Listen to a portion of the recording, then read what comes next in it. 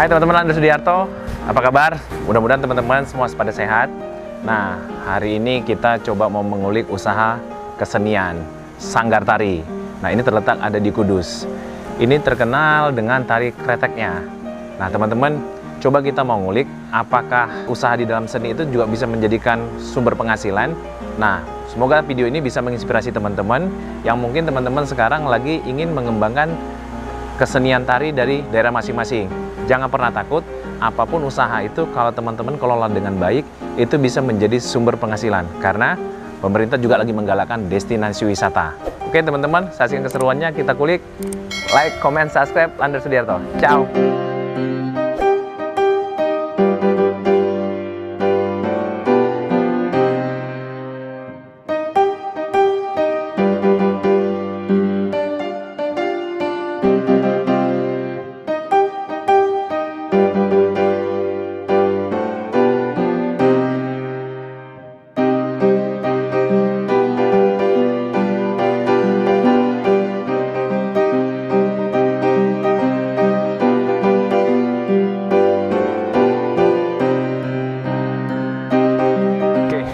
Teman-teman Andreas Sudiarto, sekarang kita sudah ada ini Mas Aan. Mas Aan adalah salah satu putra bapaknya siapa? Supriyadi Santoso.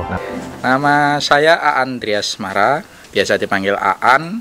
Sedangkan nama panjang saya adalah Aan Driasmara, pemuda tampan penuh harapan, cowok ideal masa depan. Jadi bapak ini adalah putra dari Pak Santoso tadi. Panggilan Pak Santoso berarti? Pak Pri. Pak Pri. Iya, Pak Pri almarhum. Nah, Pak Pri adalah penemu tari kretek. Iya, betul. Tapi kalau saya tadi ngulik sebentar di di Google itu, tari kretek itu sebagai tari, sebelumnya bukan tari kretek namanya ya, tari apa ya? Tari batil. Oh, tari ya, batil. awal pertama kali diciptakan itu tari batil. Batil itu apa artinya? Batil itu kalau diartikan secara harfiah merapikan ujung-ujung tembakau. Jadi setelah rokok jadi dibungkus paper, ya, paper. dilinting terus dirapikan ujung-ujung. Batil. Ya. Hubungan sama nari? Ya ceritanya panjang itu kalau diceritakan, karena awal ide tari kretek itu sendiri malah bukan dari kami, justru dari almarhum Bapak Suparjo Rustam. Oh, salah satu gubernur ya mungkin? Gubernur, menteri dalam negeri juga. Oh, ya, iya, pada iya. saat itu justru ide awal pertama kali tari kretek tercipta itu. Dengan pertimbangan beliau mungkin apa ada waktu kaitan dengan pada saat beliau peletakan batu pertama pembangunan Museum Kretek. Oh, ada museumnya juga ya? Museum Kretek, beliau peletakan batu pertama, intinya beliau minta kalau besok saya meresmikan ini, saya tidak pengen tari gambyong atau tari lainnya, kasih tarian khas Kudus. Intinya gitu.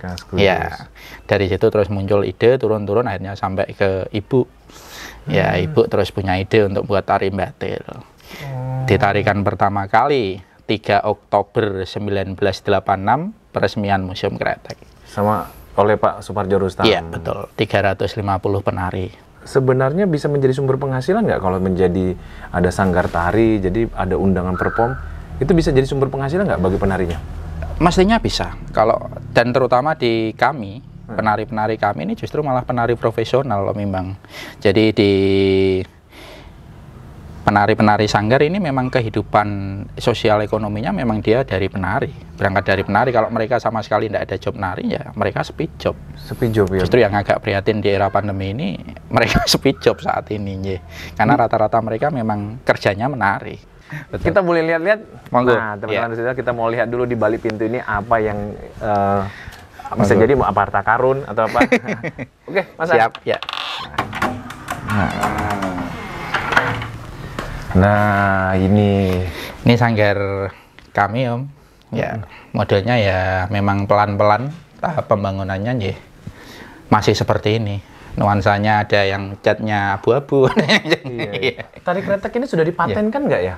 Kalau tari kretek sudah. Nah, ini kebetulan ada ya hak cipta dari Kemenkumham. Ya. Tahun 18 Mei 2015 ya? Iya. Permohonannya sebelumnya berarti. Ya. Oke. Ini ada foto Ini keluarga foto ya, tapi sudah lama mendiang sekali ya. almarhum Bapak Pak Pri ya. Ya, Pak Pri, Bu Endang ya. Ini Ibu Ya. Endang. Ini saya, istri, adik, istri yang tengah, adik-adik semua. Mas Aan mulai mengenal tari ini umur berapa? Mulai tertarik untuk melihat aktivitas bapaknya? Kalau aktivitas sanggar ya saya sudah diperkenalkan begitu saya bisa dalam arti bergerak untuk Umur 4 tahun, 3 tahun mungkin ya? betul. Dari balita mungkin saya sudah diperkenalkan dengan dunia seni tari karena mau tidak mau dari kecil kami sudah didoktrin istilahnya dikasih racun bapak sama ibu tapi racun yang positif memangnya untuk mengenal dunia seni itu khususnya seni tari. Nah ini tari kretek ini yang ini Om Imbang ya. Ini ada mandor, ada buruh. Penggambaran dari buruh batil, pekerja rokok itu tadi. Yang mandor itu adalah yang laki-laki? Ya, yang cowok, ya. Baru yang mbaknya adalah batil ya? Ya, penggambaran dari pekerja pabrik rokok buruh batil, ya istilahnya. Kalau di Kudus itu disebutnya batil, makanya tari kretek pertama kali itu dikenal dengan tari batil. Tarian ini melambangkan bahwa Kudus ada kota kretek, yang berarti bahwa Kudus merupakan pusat produksi rokok kretek. Nah, kalau ini pakaian adat Kudus. Pakaian adat Kudus, bedanya cukup signifikan, serupa tapi tidak sama ya. Nah, ini agak susah ya kalau sekilas sepertinya saya ngeliatnya sama ya. Sama, hanya bawahnya tertutup semua kalau adat Kudus. Oh, karena dia di sini tadi bekerja, mungkin dia ada celana di sini. Ya, untuk gerak tari mungkin lebih disesuaikan supaya bisa lebih luwes, bisa lebih fleksibel untuk gerak. Kami sesuaikan. Tapi patut dicatat Om Imbang bahwa dulu tari batil itu pertama kali tidak biru nuansa seperti adat Kudus seperti ini, tapi kuning. Kenapa tiba-tiba berubah? Ya dulu kuning, dulu kan istilahnya terkenal dengan apa ya, istilah kuningisasi pada saat itu masa Orde Baru ya. Jadi semua harus serba kuning lah istilahnya ya. Di sekarang kita yang menjadi kendala bicara budaya kebudayaan ya. Anak-anak muda yang sekarang sudah tidak begitu melihat daripada kesenian tradisional. Kita lihat dulu di zamannya dulu itu ada Sri Mulat ya. Betul. Untuk menemukan generasi yang baru sekarang agak susah. Jadi pasar lawakan modern dengan orang yang mungkin basicnya dulu tidak memang orang seni. Ya kalau zamannya Sri Mulat ya mungkin kalau kita lihat zamannya dulu memang ditempa dengan kebudayaan. Betul, dan mereka dibesarkan salah satu TV negara pada saat itu ya TPRI. Nah, ada nggak kekhawatiran daripada Puring Sari tadi ini sebagai sanggar tari bahwa budaya ini akan kebudayaan tari kretek ini akan kehilangan sosok sentralnya, apalagi Pak Pri sudah pergi ya, tinggal Ibu Endang dan Mas Aan dengan putra-putri tadi seperti adik perempuan yang sudah pergi keluar untuk memperkenalkan. Kira-kira ada nggak ketakutan akan ini kepunahan gitu?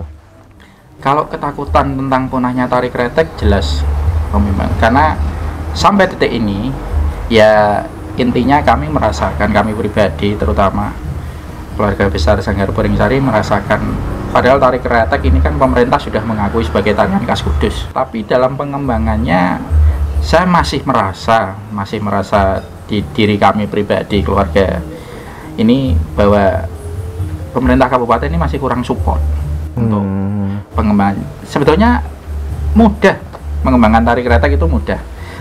Semisal ya Om Imbang ya, non sewu. Anak-anak yang mau lulus SD harus bisa tari kretek. Nek ora iso tari kretek, ora usah lulus. Kita kalau ke Bali itu ngelihat ya, biasanya di dalam satu minggu itu mereka sudah dikenalkan dari SD pakaian budaya Bali, bener ya? Di akhir season nih, kita sudah diterima sama Mas Aan, kita terima kasih. Nah, kira-kira rangkumannya Mas Aan sebagai generasi penerus ya, kira-kira harapannya dengan ya mungkin banyak orang yang tidak melihatnya, putra-putri yang mungkin sekarang masih bingung atau ada hobi menari dia, tapi karena tetangganya ngomong, untuk apa nari? Makan apa kamu nari? Nah, kira-kira apa pesannya untuk generasi-generasi muda yang supaya jangan pernah takut dengan kesenian, kamu bisa, ya buktinya pasar bukan hanya pasar domestik ya, mancanegara banyak kok yang senang ini gitu ya. Nah, monggo Mas Aan. Sebetulnya harapan kami simpel memang. Kami hanya pengen pekerja seni seperti kami itu jauh lebih diperhatikan lagi.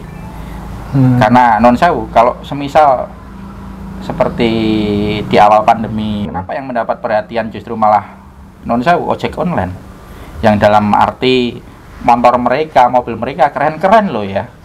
Bukan kami yang dari Januari sampai Maret itu sama sekali tidak ada job, mati job. Kenapa seperti itu? Satu lagi untuk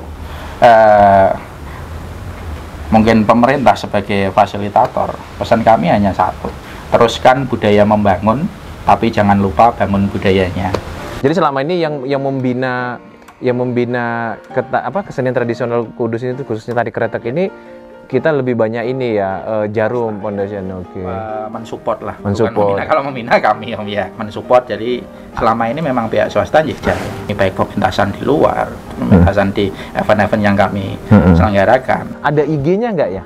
Kalau untuk Puring Sari ada IG-nya. Oh, IG-nya Puring Sari Kudus. IG-nya Iya. Puring Sari Kudus. YouTube-nya Sanggar Seni Puring Sari.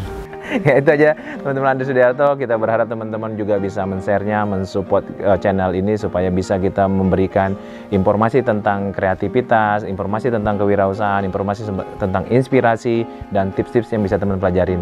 Sampai di sini, jangan lupa kita akan ketemu di video berikutnya. Ciao.